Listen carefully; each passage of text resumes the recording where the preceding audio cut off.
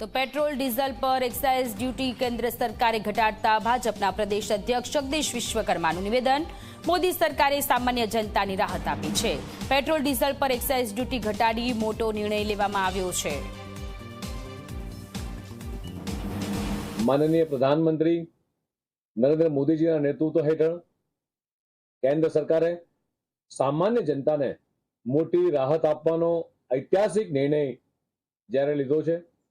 Petrol पर excise duty 13 રૂપિયામાંથી સીધી 3 રૂપિયા કરવા અને ડીઝલ પર 10 રૂપિયાથી શૂન્ય કરવા લીધેલો આ નિર્ણય એક ગ્લોબલ સંકટ વચ્ચે પણ ગ્રાહકો પર કોઈ વધારાનો બોજ ન પડે તે રીતે સુનિશ્ચિત કર્યું છે।